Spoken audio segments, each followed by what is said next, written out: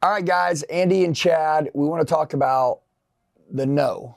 And we want to talk about it specifically on no, maybe due to them not having the money, right? Like people saying, hey, Chad, I appreciate it. We just, we don't have the money right now. And so like, how many times do you guys get told no? All the time. So Chad, what are some things that you process or, what do you believe is going on when there's a money objection? What's really cool about the space that I work in is anybody that's sitting there in our office got on the plane, flew internationally, is staying in a nice hotel or resort. So for me, I'm very skeptical about the objection no due to money. There's some BS, some smoke. There's a serious filter there. Like now, I'm not saying that it's never the case. Sometimes you have a wildman that goes, I'm going to risk it all with my family, and I'm actually going to travel to a foreign country without having $1,000 available on a credit card. Okay, it happens. It's very rare. Yeah, it's 1 in 1,000. I mean, this is crazy. So, for me, I feel like often, and I'm interested to hear about the spaces that you've worked in. No due to money for me is just the easy way out. Do you agree with that? Or? There's something else that's bothering them, but I don't have money. Number one, just it makes it easier for me to walk away. I don't have to explain anything to you. And by the way, salesmen give up easy. Most. Right? Like, so I want to say, if I say, hey, Chad, look, I'd love to get it. I don't have the money right now. So get me your card. And when I get the money, I'll call you.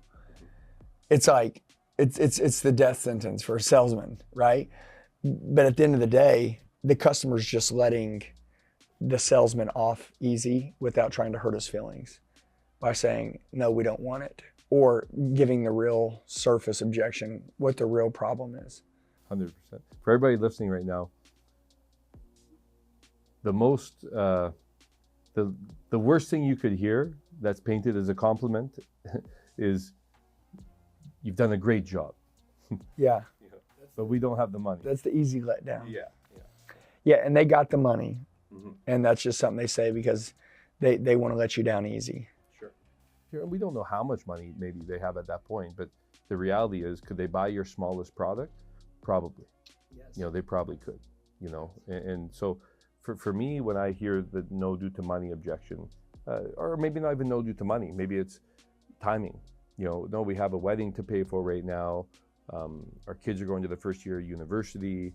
We're in the process of buying a house. These are all reasons on why people wouldn't make a purchase on something that maybe they don't need. It's not a life necessity, and they didn't expect to do. But for me, what's interesting about this is, let's say it is the money. Well, all I have to do now is position what I'm offering them to be more valuable than the least valuable thing that they're spending money on a consistent basis that consumes the same funds that they could use to make a payment for what I'm selling. That's easy. So my product has to be better than cigarettes. $200 of alcohol a month, $250 of Starbucks.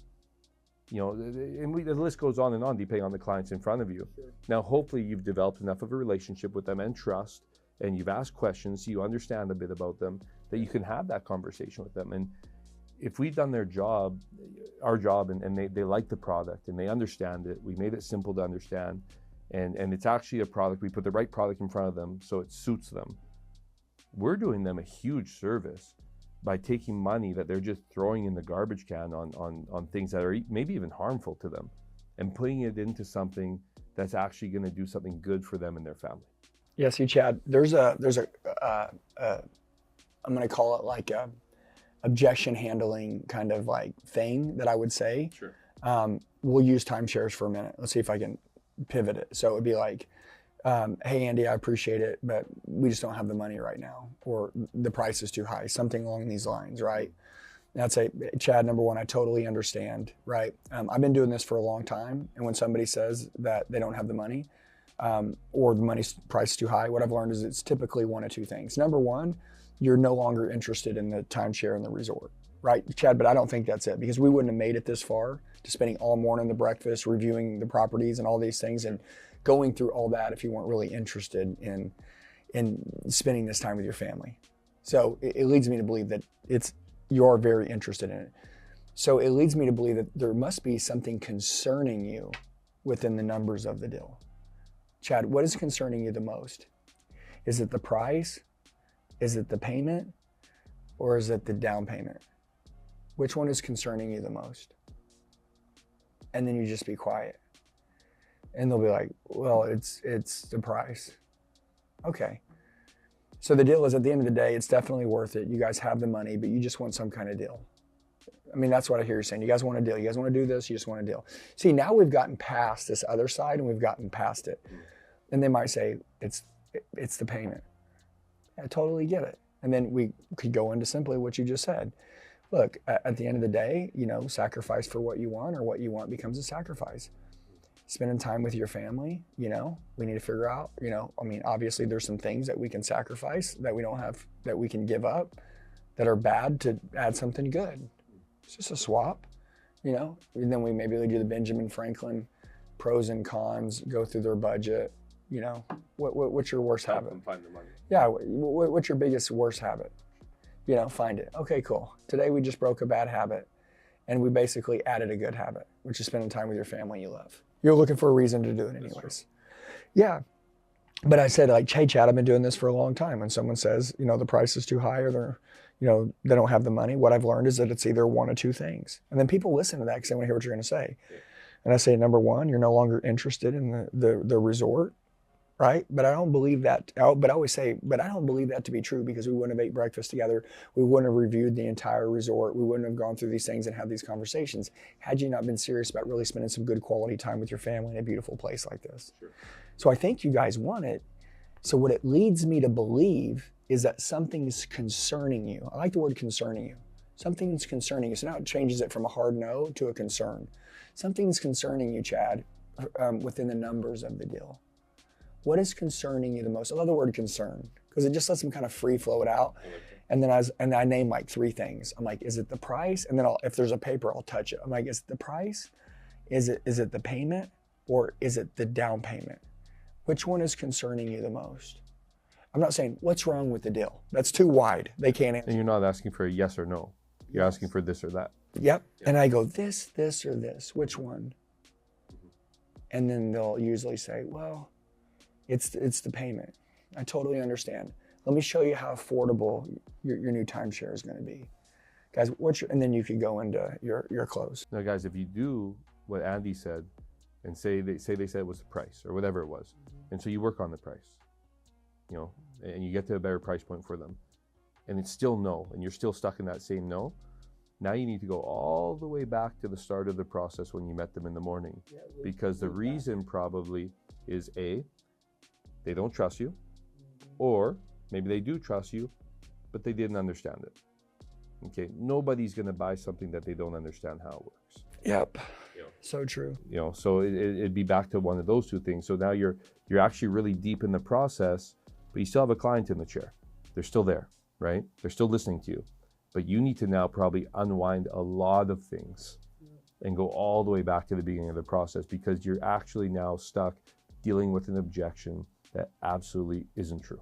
Yeah, and have you ever seen Jordan Belfort's straight line selling program? Yeah, I've never seen it. Yeah, I enjoyed the movie. I mean, one of the top 5 in history. Yeah, well, he has this thing called looping. Sure.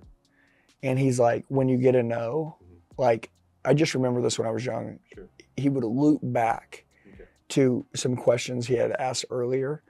Remember, Chad, I had asked you, about spending time with your family. Is that something that was important to you? And do you feel like right now, if something happened and, it was the last day of your life, do you feel like you've gotten to spend enough quality memories with the people that you love? And you'd said no. Chad, I can just give you that opportunity to fix that now. Okay. And then we looped to go back to that information and then bring that information back into the close. So it's called a looping. Go. Ask for the sell. They say no. Overcome. Ask for the sell again. They say no. Loop. 100%. Yeah, so there's a thing called looping, right? And anyways, it's like naturally we do it, the best do it, but they don't know what they're really doing. But they're going back to early in the sell and grabbing something and bringing something back into the close. So I think we need to be doing more of that. yeah, especially again, the questions that you asked earlier, like Now they become relevant. Yeah. Now, if you didn't ask those questions, you can't loop. You're an order taker. You're a tour guide. you're just pushing forward. Push out the door. Yeah, that's it. And then you wonder why there's nothing to really grab onto. You know what I'm saying? Yeah, guys, that was great, John. Awesome. Super good, man. I'm gonna watch this stuff myself and go. All right, guys, love you. We'll see you in the next video.